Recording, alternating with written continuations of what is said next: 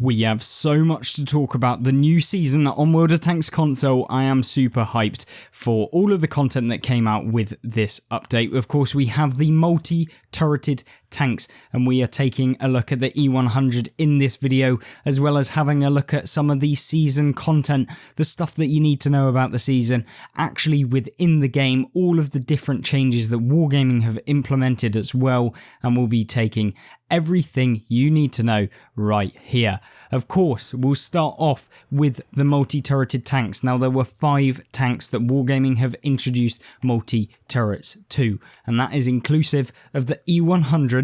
We have the Maus as well, which is the other tier 10 German heavy tank, which you can now feature a like a multi-turreted tank, which is I've actually tried out. We will be doing an exact full video on the E100 and the multi-turreted tanks tomorrow as of the recording of this video, which means that you can see exactly how they play within the game within that, and we'll talk about it. We'll discuss whether you think it's overpowered. If you've played them right now, then let me know in the comment section down below what you think of them, because from my current experience, having played just one game, I think that they are a nice addition to tanks. They're not going to be breaking the game. They're probably not going to be super overpowered, but they would definitely help you out if you are a player that is going to be able to take advantage of them, and you'll be seeing that in the video tomorrow. Now then, in addition to all of that, we have also got some key things, and we'll start off with the garage actually, because there have been a few changes that many of you probably to some degree are not too keen about, and that is inclusive of the pay now with silver for garage slots, which is something you can do now. You do not have to pay gold. I think it's a brilliant change for new players and anyone. I feel like it's a bit of a cheap shot from Wargaming to all of the veteran players who've actually had to purchase garage slots with gold, which is a little bit nasty of them, to be honest with you. Maybe they should have given you some sort of kind of payback for having purchased the garage slot, since, you know, paying for them with actual real money is a little bit more of a kick in the teeth than actually purchasing it with silver, because you can earn silver for free, as opposed to the only way of getting gold being either from grinding out a ton on the season pass, which you have to purchase, or actually paying for it in outright. But regardless of whether it's good for the veteran players or not, it is definitely good for the majority of players, and from here on out it's going to be good for anyone else that wants to purchase garage slots, because now you can just basically, you just click on it, apply them, and you can see I've already purchased 2. We're up to 59 vacant garage slots, which is plenty. And you know, you can play a couple of Cold War games, and Cold War is something that we will actually focus on in about 5 minutes time when we're looking at the Leopard 1A1 in the game, and we'll also be doing a video dedicated to the Leopard 1A1, whether it's actually worth getting to season rank 100 to obtain. Now, not only that, there's going to be quite a few of those within this video, but we have the T110E5 on-track event. I say it's on track, it's not really, it's actually more like the premium bonus event, which is part of the challenges, which was kind of swept under the radar, to be honest with you. This will give you a increased amount of XP and silver for playing any of the tanks on screen right here. So you're seeing actually that you will get 1.5 times XP plus 150% silver, which means you get 1.5 times silver as well for playing the Progetto line, which is the Italian mediums. You also get it for playing the Manticore line, which is the British light tanks, and then you can also get it for playing any of the tanks in the T110E5 line, which is of course M103, T32, etc. And you can see those on screen right now. And that will basically allow you to just continually, repeatably be able to get 1.5 times. So if you're playing any of those tanks, which I really do recommend you grind through right now on the game, then you will be getting a lot more actual silver and XP, which is probably make it worth it grinding through. And not only that, you will also be getting a 125% XP bonus for the Italian vehicles right now, on top of the premium bonus. So you'll basically be getting 1.75 times the XP for playing the Italian tanks, which is amazing. It really is great for everyone who decides that they're going to grind out and play a couple of games. You can see here, long haul. We also have that There's not too many season challenges, or more challenges I should say, but we also have the season challenges.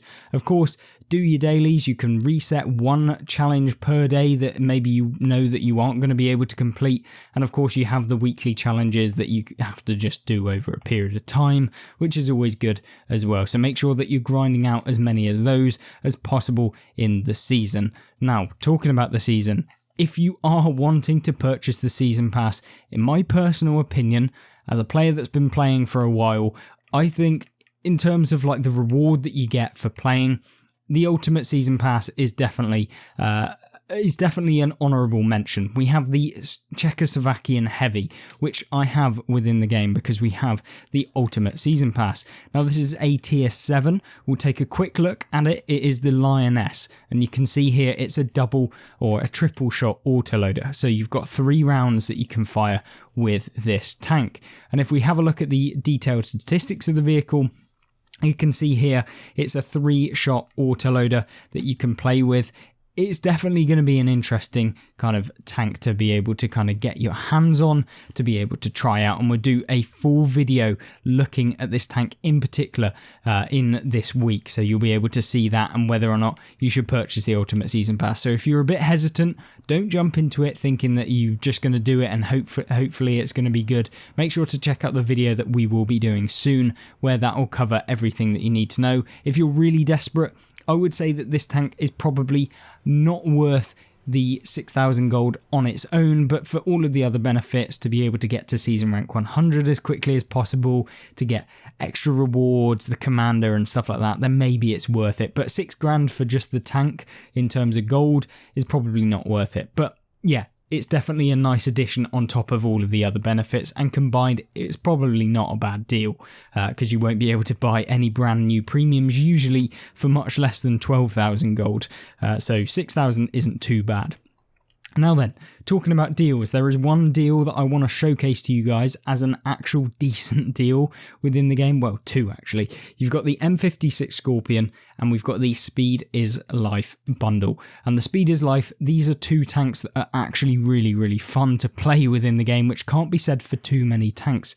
We've got the Cromwell, Snakebite, and we've got the T50-2. Both of them are amazing. I think that they offer something else. They're really rapid.